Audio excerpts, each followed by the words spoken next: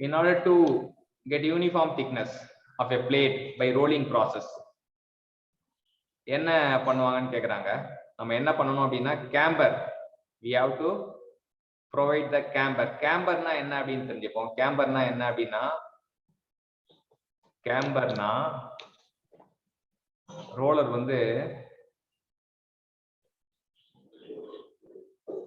Cylindrical சர்ஃபேஸா இல்லாம கொஞ்சம் கர்வ்டா இருக்கிறது வந்து, கர்வ்டா இருக்கிற ரோலர் பேரு என்ன சொல்லுவாங்க? கேம்பர். ஸோ நம்ம வந்து யூனிஃபார்ம் திக்னஸ் கிடைக்கணும் அப்படின்னா நமக்கு என்ன பண்ணணும்? Camber Rolle's.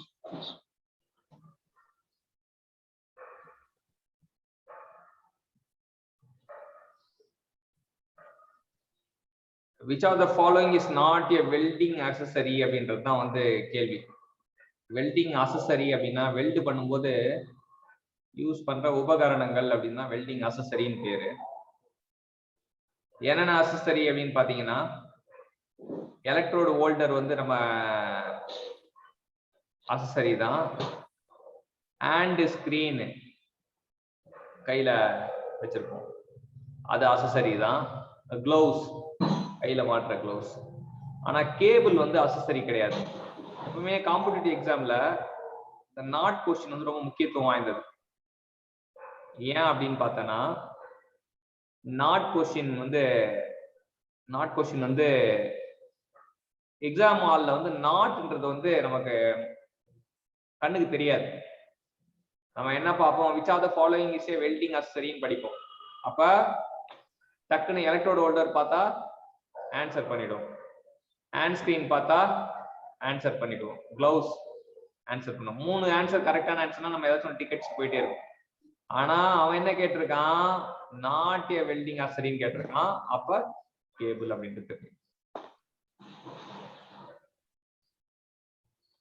கேபிள் வந்து வெல்டிங் அசரி கிடையாது.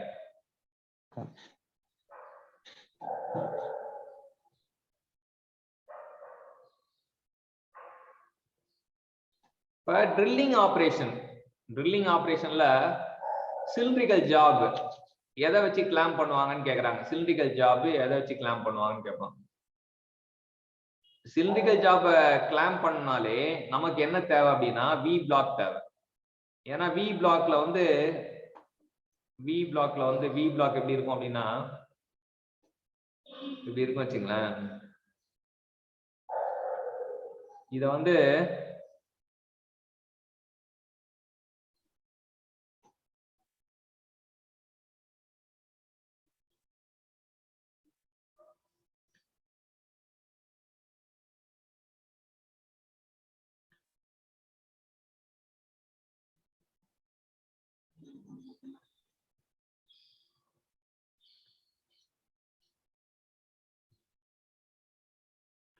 இங்க சிலிண்டரை லொகேட் பண்ணோம்னா எடுத்துட்டு போய் கரெக்டா வச்சோம் வச்சுங்களேன், அது கரெக்டா சீட் ஆயிக்கும். அப்புறம் அதுக்கப்புறம் ஸ்க்ரூ போட்டு ஏதாச்சும் ஹோல்டிங் டிவைஸ் வச்சு ஸ்க்ரூ போட்டு டைட் பண்ணோம்னா இதுவா இருக்கும். அப்ப ட்ரில்லிங் ஆபரேஷன்ல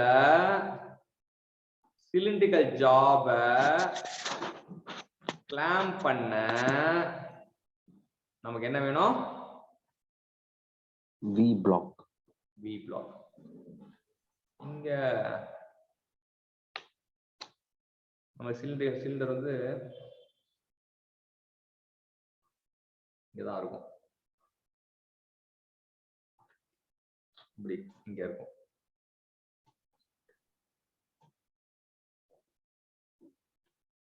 சோ இதுக்கு மேல வச்சு கிளாம்ப் பண்ணிக்கலாம்.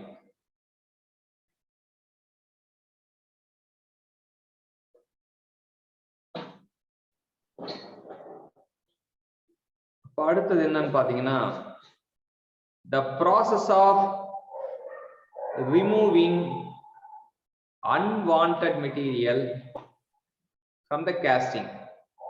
The process of removing unwanted material from the casting.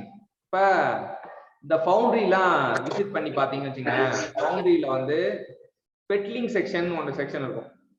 அங்க என்ன பண்ணுவாங்கன்னா இந்த காஸ்டிங் செஞ்சு அப்படியே மேல தொங்க விட்டுருப்பாங்க. அப்படி சுட சுட கொதிக்க இருக்கும். அப்படியே வரும்போது அதை எடுத்துட்டு போயிட்டு ஒரு ஃபெட்லிங் செக்ஷன்ல என்ன பண்ணுவாங்க, அங்க வைப்ரேட்டிங் மிஷின் இருக்கும். அந்த வைப்ரேட்டிங் மிஷின்ல அங்க போய் அந்த காஸ்டிங் போடும்போது உள்ள இருக்க மண்ணுலாம் இல்ல உள்ள ஏதாச்சும் போர் ஏதாச்சும் இருந்தாலோ மண் இருந்தாலோ அது வந்து என்ன ஆயிடும், வெளியே வந்துடும். அந்த செக்ஷனுக்கு பேரே வந்து என்ன பேரு? ஃபெட்லிங் செக்ஷன் பேர். சரிங்களா? அந்த செக்ஷனுக்கு பேரு ஃபெட்லிங். ஃபெட்லிங்னா அதுக்கு ஒரு ஃபவுண்டரியோட கடைசி செக்ஷன் தான் ஃபெட்லிங் செக்ஷன். அங்க என்ன பண்ணுவாங்க அப்படின்னு கேட்டீங்கன்னா, என்ன பண்ணுவாங்க, வைப்ரேட் பண்ணும்போது அந்த டஸ்ட் சாண்ட் எல்லாம் வெளியில வந்துரும். ஆமா, ரிமூவிங் அன்வான்டட் மெட்டீரியல். ஃபெட்லிங்ல என்ன பண்ணுவாங்க, removing unwanted material from the casting. சரியா? Okay sir. நீங்க பென்னும் பேப்பரும் வச்சுக்கோங்க, வச்சுக்கிட்டு சொல்ல சொல்ல சொல்ல அப்படியே நோட் பண்ணிட்டே வரணும். அப்பதான் வந்து நீங்க எழுதுனாதான் என்ன ஆகும்னா, எழுதும் போது அப்படியே மூளைக்கு போகும்.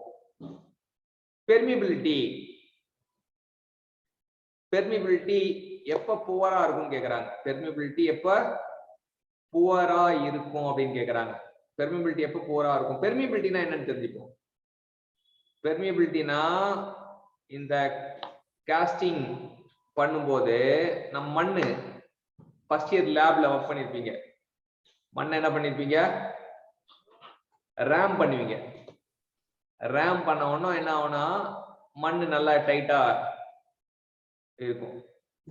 அப்ப மண் வந்து ஃபைன் கிரெயின் இருக்கும், இல்ல கோர்ஸ் கிரெயினாவும் இருக்கும். கோர்ஸ் கிரெயினா இருந்ததுன்னு வச்சுங்களேன், ஒரு மண்ணோட இன்னொரு மண்ணு சேரும் போது நடுவுல கேப் இருக்கும். ஒரு மண்ணோட இன்னொரு மண்ணு சேரும்போது கேப் இருக்கும். ஃபைன் கிரெயின்னா கேப் இருக்காது. மண்ணை வந்து நான் பெருசா போடுறேன், இந்த மாதிரி ஒரு மண்ணு போடுறேன், மண் ஒரு மண்ணு மட்டும், இன்னொரு மண்ணு போடுறேன்,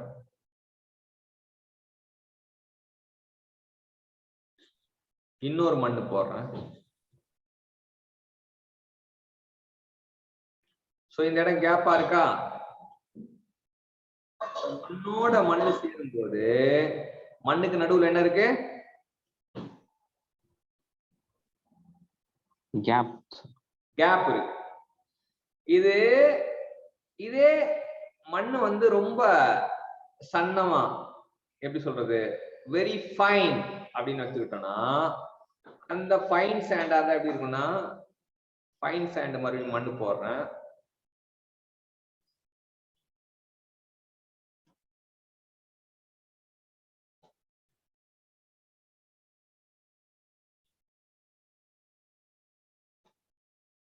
கேப் எவ்வளவு இருக்கு?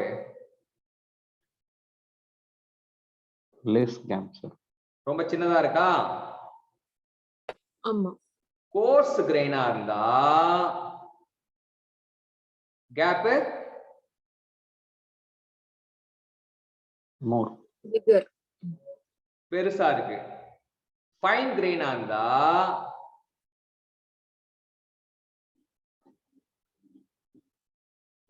Gap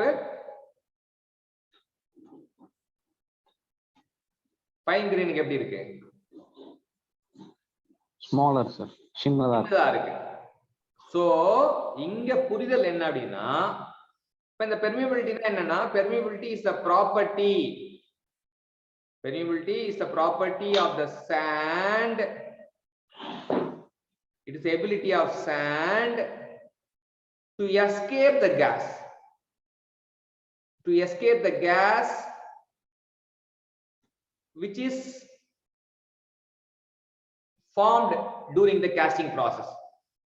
The casting la metal ஊத்தும் போது அந்த மெட்டல் ஆனது என்ன பண்ணும்னா மண்ணை போய் தொடும்ல, மண்ணு கொஞ்சம் ஈரமா இருக்கும். அப்ப அது போய் மண்ணை போய் தொடும்போது அந்த ஈரம் வந்து என்ன ஆகும்?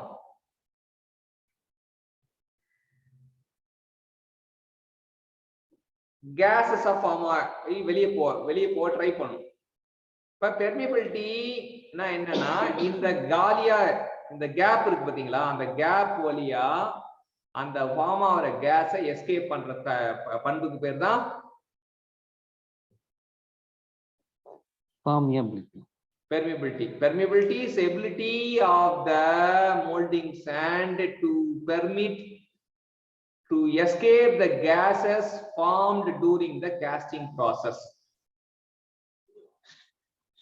So எனக்கு permeability எங்க வந்து போரா இருக்கும்னு கேக்குறான். permeability எங்க போரா இருக்கும்?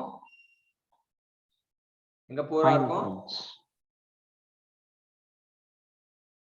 எங்க போரா இருக்கும்? Fine grains.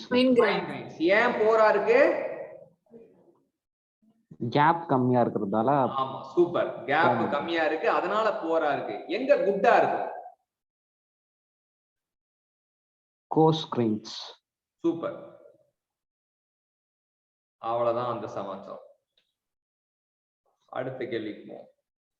Arc welding. Arc வெல்டிங்ல டெம்பரேச்சர் எவ்வளவு ஜெனரேட் ஆகும் அப்படின்னு கேக்குறாங்க. ஆர்க் வெல்டிங்ல டெம்பரேச்சர் எவ்வளவு ஜெனரேட் ஆகும் அப்படின்னு கேக்குறாங்க. ஆர்க் வெல்டிங்ல அது ரேஞ்ச் ஆஃப் டெம்பரேச்சர் இருக்கும். ரேஞ்ச் ஆஃப் டெம்பரேச்சர் இருந்தாலுமே நமக்கு 5500 அதுதான் வந்து ஆன்சர். 5500 இங்க வந்து ஆன்சர் வந்து 3500 போட்டிருக்காங்க. தப்பு. ஏன்னா வந்து இங்க பாருங்க, ஆப்ஷன் டி வந்து நிறைய பேர் கரெக்டா எழுதிருக்காங்க. சரிங்களா?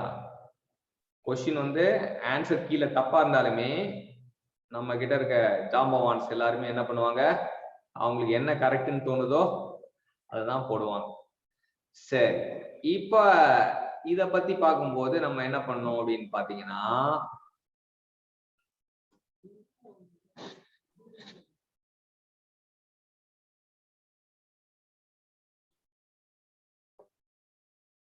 சரி இப்ப நம்ம என்னன்னா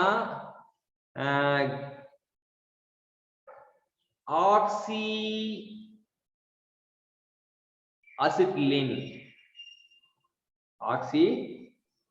அசிட்லின் கேஸ் வெல்டிங்ல எவ்வளவு டெம்பரேச்சர் இருக்குன்னு கேட்பாங்க. அது வந்து 3500 டிகிரி செல்சியஸ். ஓகே, அதே போல ஆக்சி ஹைட்ரஜன் கேஸ் வெல்டிங்ல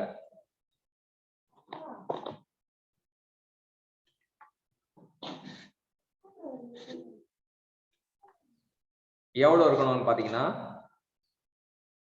2400.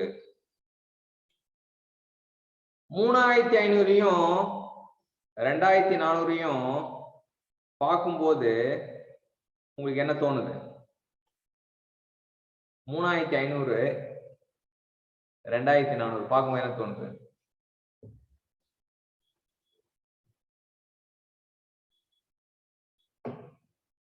மூணுல இருந்து 1 டிக்ரிமெண்ட் பண்ணா என்ன வரும்? 3ல இருந்து 1 கழிச்சா 2. 5ல இருந்து 1 கழிச்சா 4. சோ வந்து 1 டிக்ரிமெண்ட் ஆயிருக்கு வேல்யூ, அவ்வளவுதான். அதுக்கப்புறம் நம்ம அடுத்ததா பார்க்க போறோம் வந்து ஆர்க் வெல்டிங். ஆர்க் வெல்டிங்ல நம்ம ஞாபகம் வச்சுக்க வேண்டியது 5400 400. நான் 5500 நாங்க போட்டு சொன்னேன், ஆனா இங்க 5400 சொல்றேன். ஏன் அப்படின்னா 5400 காமனா எல்லா புக்லயும் இருக்கும். அது 5500, 5600 அது ஒவ்வொரு புக்ல மாத்தி மாத்தி கொடுத்துருக்கோம். அதுக்கப்புறம் தெர்மிட் வெல்டிங். தெர்மிட் வெல்டிங் வந்து பாத்தீங்கன்னா 2700.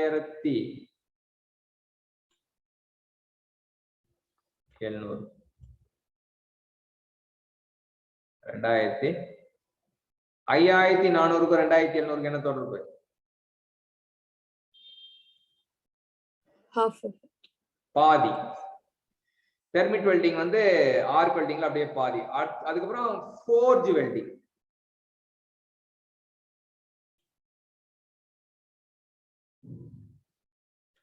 ஃபோர்ஜ் வெல்டிங் வந்து 1350. 2700க்கும் 1350க்கும் என்ன?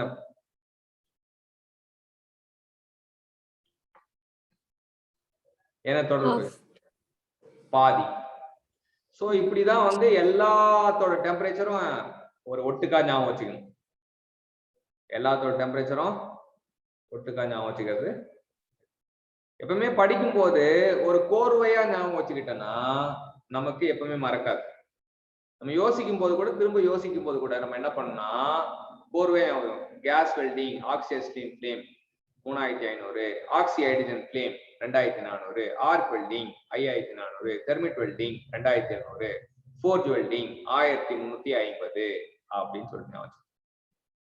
சோ இந்த மாதிரி கோர்வையா ஞாபகம் வச்சுக்கும் போது நமக்கு நல்ல யூஸ்ஃபுல்லா இருக்கும். இப்ப நம்ம எப்பவுமே வந்து நம்ம பார்த்தது ஒரு கேள்விதான் பார்த்தோம். நம்ம பார்த்தது ஒரு கேள்விதான் பார்த்தோம். ஆனா எத்தனை இதுக்கு ஞாபகம் வச்சுக்கிட்டோம்?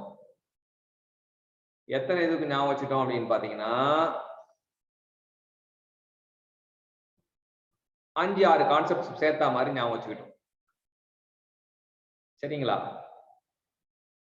சரி, அடுத்த கேள்வி. Spot welding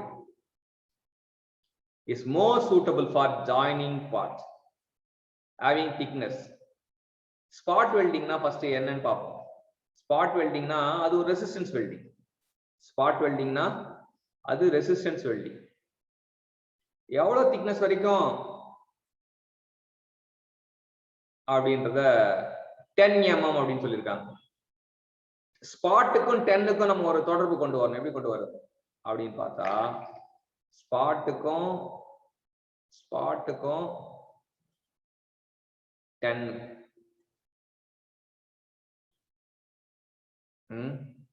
இப்ப ஸ்பாட்னு எழுதுவோம். S B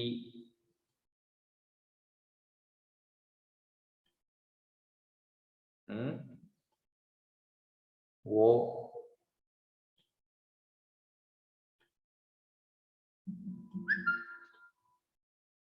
D. இதுல பிய மட்டும் தனியா கடத்திட்டு வருவோம். இந்த பிய வந்து 2 துண்டா போடுவோம்.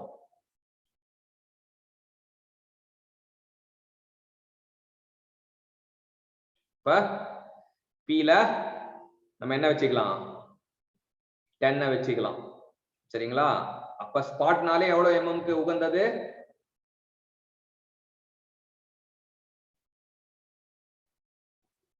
10 mm. 10 mm அப்படின்றது ஞாபகம் வச்சுக்கலாம். சரி, இப்ப நம்ம அது மட்டும் இல்லாம ஸ்பாட் வெல்டிங் என்னன்னு தெரிஞ்சதுக்காக நம்ம ஒரு படம் போடுவோம். அது ஒரு resistance welding.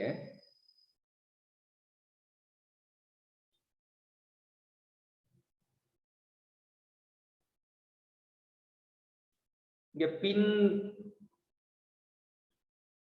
jointed electrode can be used.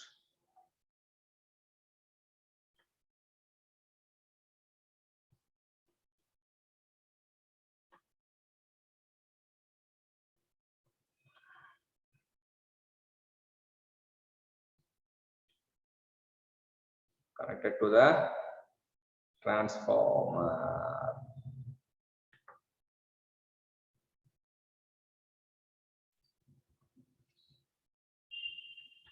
The spot welding setup. இது ஸ்பாட் வெல்டிங் செட்டப்.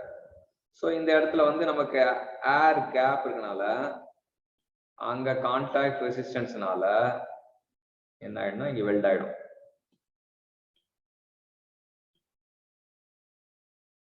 இது வந்து சிங்கிள் ஸ்பாட் வெல்டிங் சொல்லுவாங்க, இல்ல ஸ்பாட் வெல்டிங் சொல்லுவாங்க. சிங்கிள் ஸ்பாட் வெல்டிங் சொல்லுவாங்க, இல்ல ஸ்பாட் வெல்டிங் சொல்லுவாங்க. ஸோ இங்க வந்து லேப் ஜாயிண்ட் வந்து நமக்கு வழக்கமா பண்ணுவாங்க. ஆட்டோமொபைல் ஃபேப்ரிகேஷனுக்கு வந்து இதை வந்து யூஸ் பண்ணுவாங்க. இது ரெசிஸ்டன்ஸ் வெல்டிங்ல ஒன் ஆஃப் த டைப்.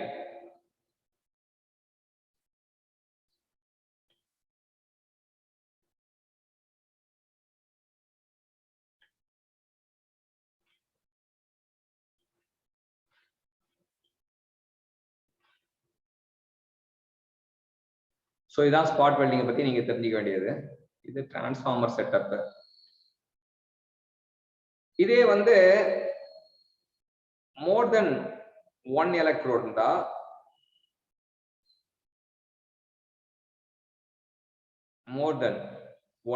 இருந்தா அதுக்கு பேரு ஒன்னு இருந்தா சிங்கிள் ஸ்பாட், மோர் தென் ஒன்னு இருந்தா மல்டி ஸ்பாட். மோர் தென் ஒன்னு இருந்தா multi spot. Multi spot welding. Multi spot வெல்டிங்க்கு இன்னொரு பேர் இருக்கு. என்ன பேர் அப்படின்னு பாத்தீங்கன்னா ப்ரொஜெக்ஷன் வெல்டிங். மல்டி ஸ்பாட் வெல்டிங்க்கு இன்னொரு பேர் இருக்கு. என்ன பேர் அப்படின்னா can be called as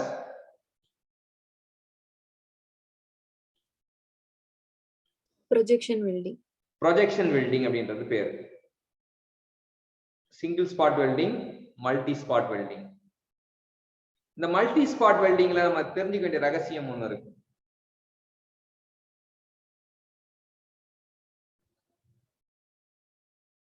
என்ன பண்ணுவாங்கன்னா மல்டி ஸ்பாட் வெல்டிங்ல வந்து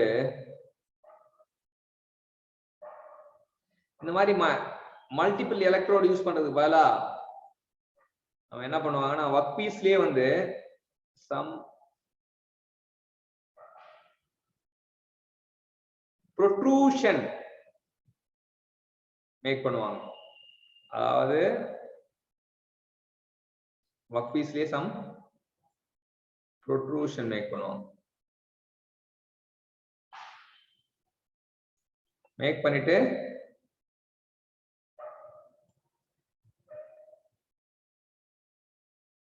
ஒரு எலக்ட்ரோட யூஸ் பண்ணுவாங்க. நிறைய எலக்ட்ரோடு யூஸ் பண்றது போல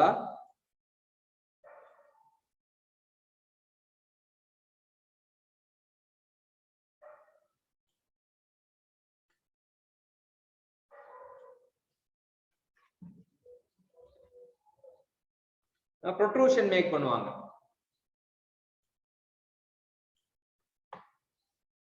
இதான் இந்த மாதிரியும் பண்ணலாம்.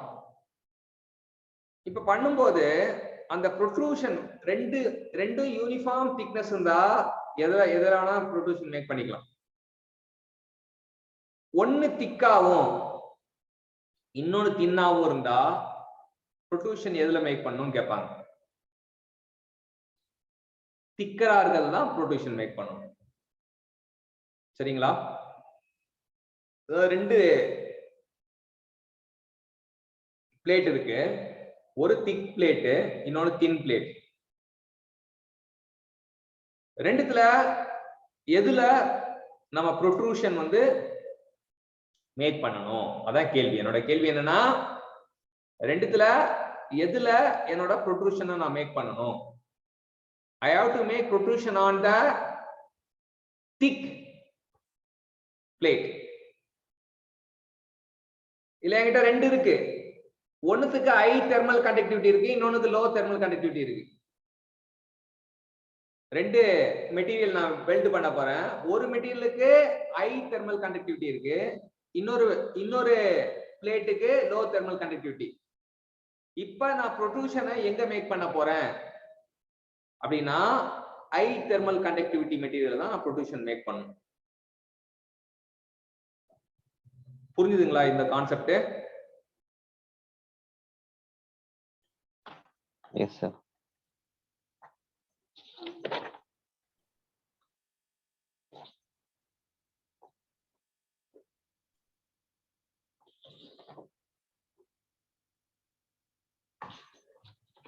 சரி,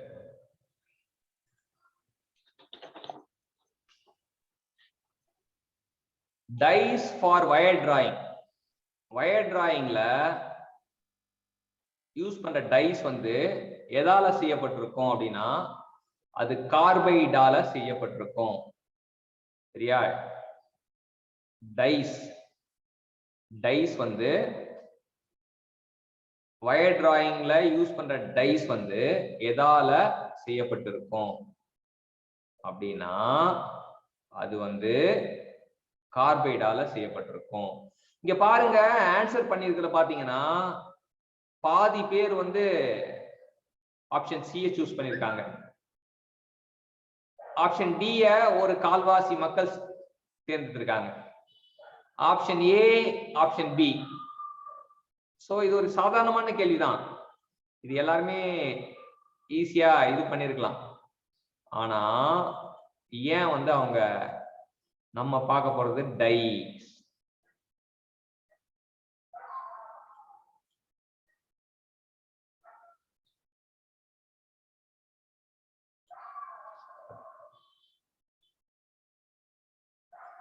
C A R R R carbides. B I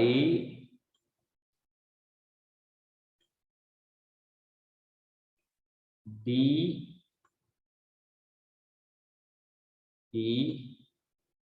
ES.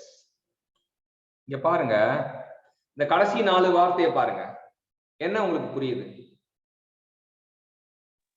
Dies மாதிரி இருக்கு. டை தெரியுதா? Okay, super. டைன்றதே வந்து இதுதான் வந்து நம்ம பேர்லயே விட்டு வைக்கிறது. சரியா? அதாவது நம்ம ஏதோ ஒண்ணு மேலோட்டமா படிச்சா ஞாபகம் வச்சுக்க சிரமமா இருக்கும். நம்ம எங்கெங்கெல்லாம் கோர்வையா ஞாபகம் வச்சுக்கிறதுக்கு ஏதோ ஒண்ண நேரடியா அங்க பொருத்திட்டோம். டைஸ்ல வந்து ஐயும் டியும் மாத்தி போட்டீங்கன்னா உங்களுக்கு என்ன வரும்? இங்க ஐடிஎஸ் வந்துடும். சோ இது வந்து ரொம்ப சூப்பரான விஷயம். சோ இப்படி ஞாபகம் வச்சுட்டா நம்ம எக்ஸாம் ஹால்ல தப்பு பண்ணுவோமா? நோ. தப்பு பண்றதுக்கான 0% ப்ராபபிலிட்டி வரும். சரிங்களா? தப்பு பண்றதுக்கான 0% ப்ராபபிலிட்டி வரும். சோ அதுதான் நீங்க ஒரு கேள்வியும் பார்க்கும்போது அந்த மாதிரி நீங்க ஞாபகம் வச்சுக்கிறதுக்கு வந்து சம்திங் நீங்க ஞாபகம் வச்சுக்கணும். இது நான் ஏதாச்சும் 1-2 மெத்தடுக்கு நான் சொல்றேன் வச்சுங்களேன், நீங்க மத்ததெல்லாம் நீங்க ட்ரை பண்ணணும். ட்ரை பண்ணீங்கன்னா உங்களுக்கு யூஸ்ஃபுல்லா இருக்கும். ப்ரிப்பேர் பண்றது ரொம்ப ஈஸியா இருக்கும்.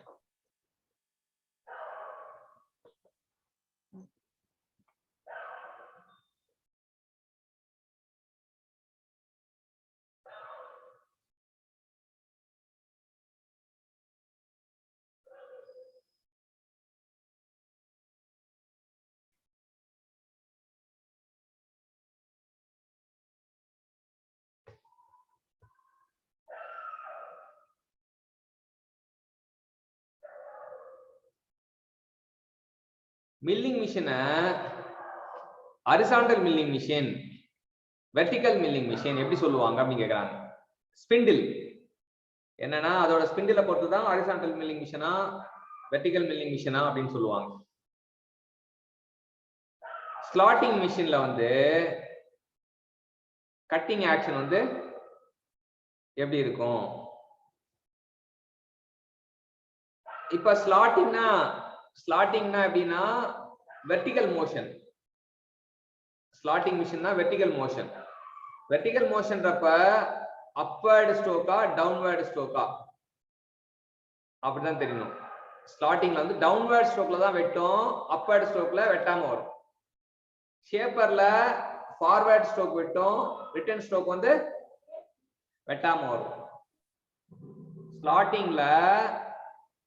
ஸ்லாட்டிங்ல டவுன்வர்ட் ஸ்ட்ரோக்ல வெட்டும், அப்வர்ட் ஸ்ட்ரோக்ல வெட்டாது.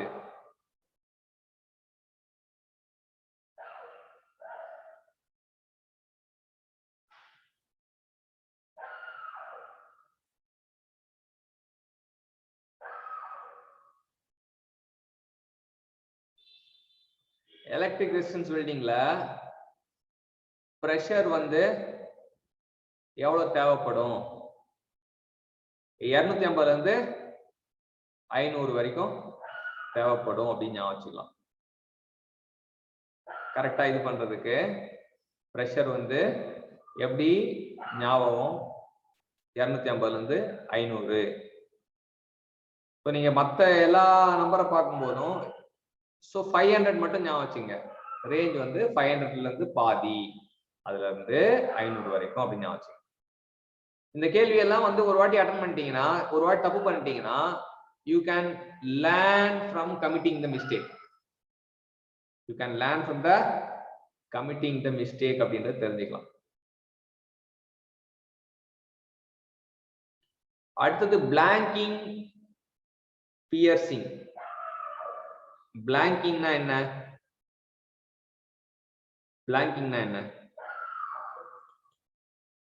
பிளாங்கிங்னா ஒரு பெரிய ஷீட் மெட்டல்ல நமக்கு தேவையான ஷேப், ஃபார் எக்ஸாம்பிள் எனக்கு வந்து ட்ரையாங்கிள் ஷேப் தேவைன்னு வச்சுங்களேன், அந்த ட்ரையாங்கிள் மட்டும் வெட்டி எடுக்குது. இல்ல எனக்கு ஹெக்ஸகன் தேவைன்னு வச்சுக்கோங்களேன், அந்த ஹெக்ஸகனை மட்டும் வெட்டி எடுக்குது. எனக்கு சர்க்கிள் தேவைன்னு வச்சுங்களேன், சர்க்கிளை மட்டும் வெட்டி எடுக்குது. எனக்கு என்ன ஷேப் தேவையோ தேவையான ஷேப்பை வெட்டி எடுக்கிற ஆபரேஷன் பேர் என்னது?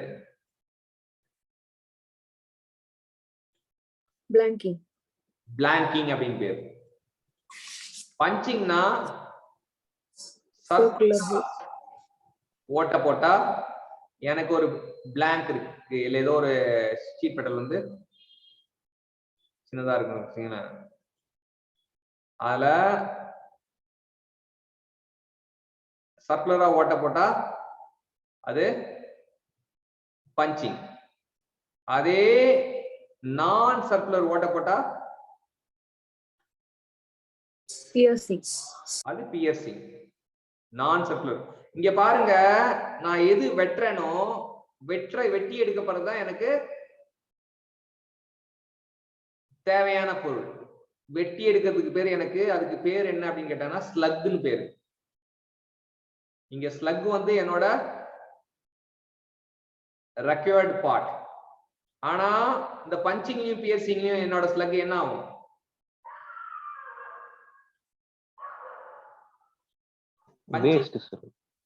பியர்சிங் என்னோட ஸ்லக் என்ன ஆகும்?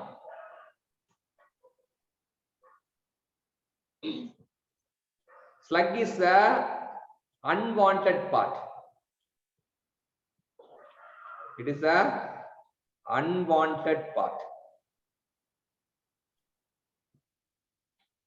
ஆனா இங்க slug வந்து என்னோட wanted part.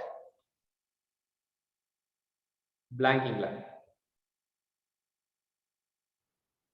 இப்போ பிளாங்கிங்னா என்னன்னு தெரிஞ்சுக்கிட்டீங்க, பஞ்சிங்னா என்னன்னு தெரிஞ்சுக்கிட்டீங்க, பியர்சிங்னா என்னன்னு தெரிஞ்சுக்கிட்டீங்க. பிளாங்கிங்ல கிளியரன்ஸ் எங்க கொடுப்பாங்கன்னு கேட்பாங்க. பிளாங்கிங் ஆபரேஷன்ல clearance given on the punch.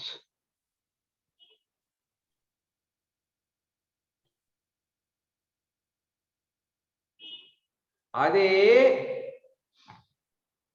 Punching இல்ல பியர்சிங் ரெண்டுத்துலயுமே கிளியரன்ஸ் எங்க கொடுப்பாங்கன்னு பாத்தீங்கன்னா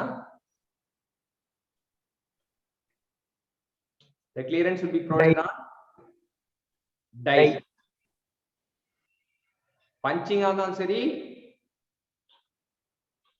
பியர்சிங் இருந்தாலும் சரி the clearance is given on die.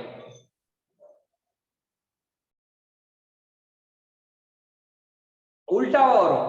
பிளாங்கிங்னா punch வரும், பஞ்சிங்னா டை வரும். அதே வந்து ஷியர் பிளாங்கிங்ல வந்து ஷியர் எங்க கொடுப்பான்னு கேட்பாங்க. அது நேர்மறையா வரும். ஷியர் வந்து டைல டை.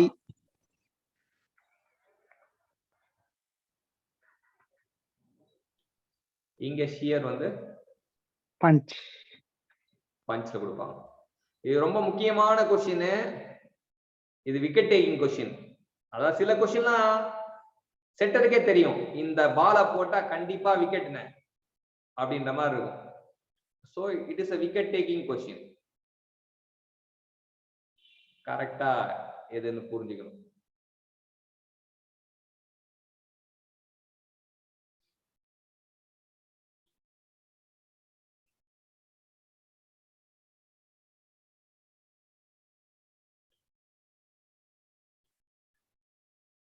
இப்ப நம்ம பார்க்க நினைச்சது வந்து அது கிடையாது. Blanking piercing can be performed simultaneously. பிளாங்கிங்கும் கட்டிங் ஆபரேஷன், பியர்சிங்கும் கட்டிங் ஆபரேஷன். கட்டிங் ரெண்டு கட்டிங் வந்தா அது compound type. Cutting and forming வந்தா காம்பினேஷன் டைப். ஒரே ஒரு ஆபரேஷன் பண்ணா சிம்பிள் டைப். ரெண்டு வெவ்வேறு ஆபரேஷன் வந்து ரெண்டு இடத்துல பண்ணா அது ப்ராக்ரசிவ் டைப். சரிங்களா? புரிஞ்சுதா? சரி, ரிப்பீட் பண்ண முடியுமா சார்? இப்ப ஒரு ஆபரேஷன் கட்டிங் ஆபரேஷன் ஒரே ஒரு இடத்துல பண்ணோம் வச்சுங்களேன். கட்டிங் ஆபரேஷன் ஒரே இடத்துல, அது சிம்பிள் டைப்.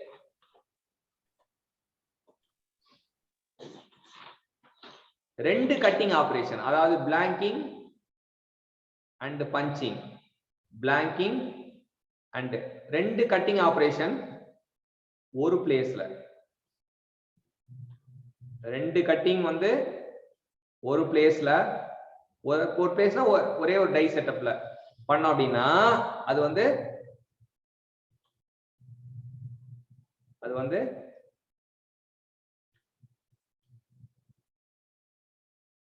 Compound tie. சரிங்களா? ஒரு கட்டிங் ஒரு forming. For example blanking and bending ஒரே ஒரு பிளேஸ்ல ஒரே டைல பண்ணா அது பேரு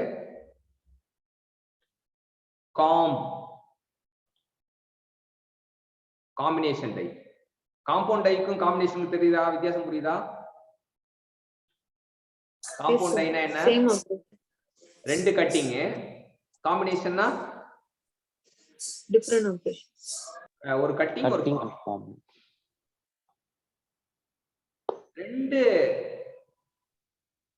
ரெண்டு ஆபரேஷன், அது கட்டிங்கா இருக்கலாம், ஃபார்மிங்கா இருக்கலாம், இல்ல கட்டிங் ஃபார்மிங்கா இருக்கலாம், எது வேணா இருக்கலாம். ரெண்டு இடத்துல ஒரு ப்ராசஸ் முடிச்சுட்டு இன்னொரு ப்ராசஸ்க்கு போகும். அந்த மாதிரி போனா அது வந்து ப்ராக்ரசிவ் டைப்.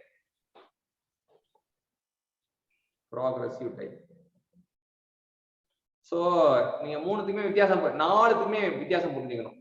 சிம்பிள் டைனா என்ன, காம்பவுண்ட் டைனா என்ன, காம்பினேஷன் டைனா என்ன, ப்ராக்ரசிவ் டைனா என்ன அப்படின்னு சொல்லிட்டு. சோ அது மூலமா நீங்க தெரிஞ்சுக்கலாம். So we will meet the next session. Thank you, champions.